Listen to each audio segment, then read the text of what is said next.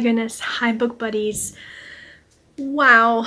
So, we have moved and it was an exhausting week. I kid you not, my feet are still hurting.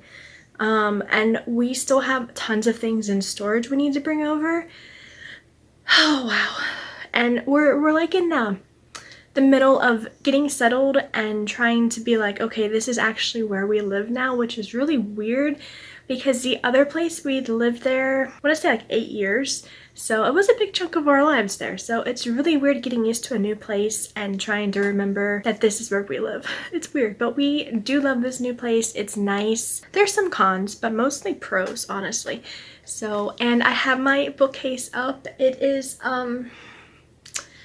it's a little crowded right now, actually. You can see. There's the top. So it's definitely a work in progress, but we're very happy here and we are so thankful that we are out of the old place. There was just so many not good things about that place. So we're very thankful. God's really blessed us and provided for us to be here. So very excited. So let's go ahead and get into this video, which is my February reads, which it didn't come out last week because we were getting settled. And when last Friday rolled around, I was like, I'm in no mood to set this up, and no. So here we are, and yeah, let's go ahead and get into it. So first book I read was Aunt Daisy's Letter. Super cute cover. It's kind of springy, which I love that. And it started out really interesting and it had a really good plot line. This girl's aunt passes away, and in the middle of all like the planning for the funeral and stuff, they find this old bucket list that she had of all these things she wanted to do. And so the girl decides, I'm going to complete her bucket list, add a couple extras. Both women were like corporate women, you know, like all business and like no leisure time hardly. Like they basically married to their work. And so it just kind of follows that of like money isn't everything, and there's more important things in life than just power and status and stuff. So I was super excited to read this, and it sounded like something that would be super heartwarming. Great message at the end.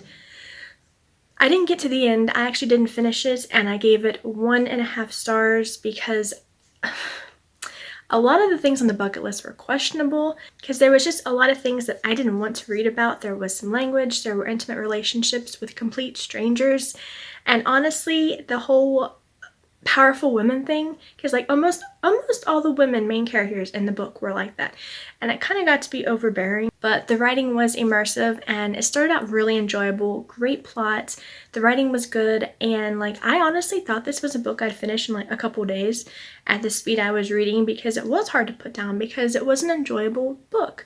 However, I didn't like the content, and all the smugness was really annoying. So, but that's my rating. Things took a little turn, and I gave this a shot. It Lives Under the Bed. It is book 1 of the Monster Files series, which that is a really attention-drawing series title, I think. This was a free download, as was the other one too. I forgot to mention that.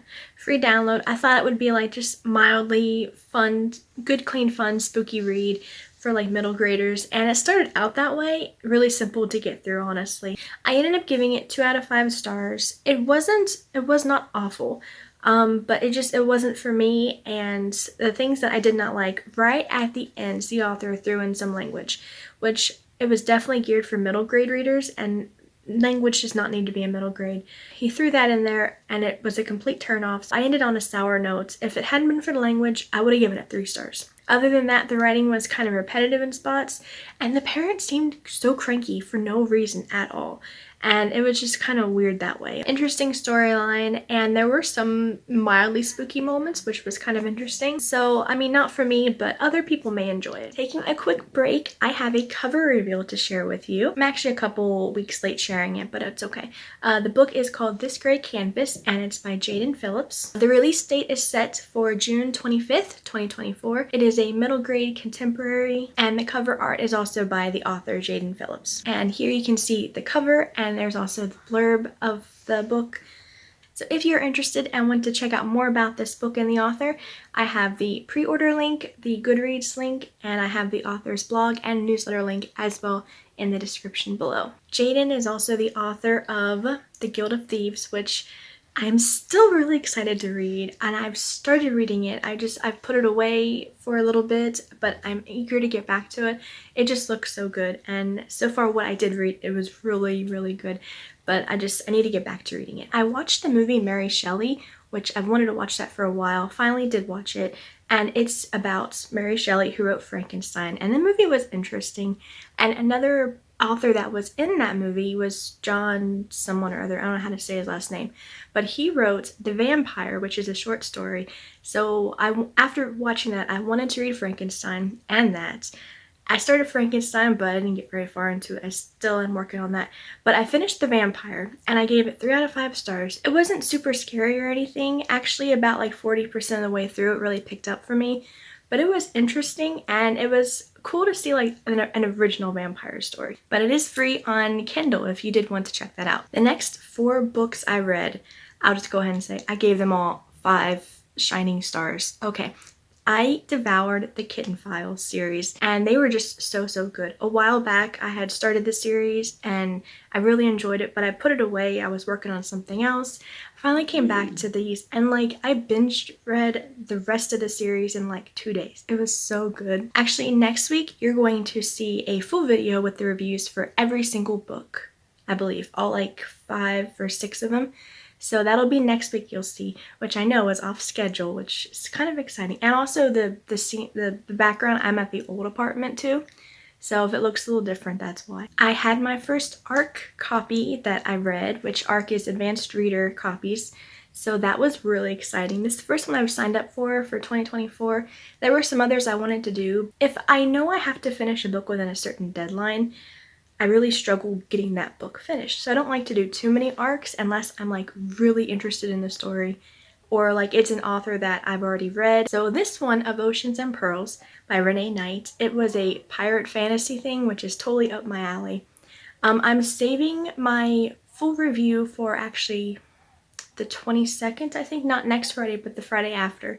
That's when I'll have my full video up there. So right now my rating and review is pending until now, but I will go ahead and say I did enjoy it. It was a fun read. It was good. Well, I wouldn't say fun. It wasn't like, it was kind of darker sort of, so it wasn't something like really lighthearted. There were a lot of themes of like grief and like going through the grief stage and everything. It was interesting, but it was an enjoyable read, so I'll go ahead and say that. And the very last book I read February was a really good book, and it came as a shock to me because it was kind of a last minute spur of the moment pickup that I was like, oh, I'll just give it a shot. Ended up reading it in like just a few days, and I loved it. I went ahead and gave it 5 out of 5 stars, and that is The Runaway, which is the second book in the Legacy of Love series by Melanie Dobson.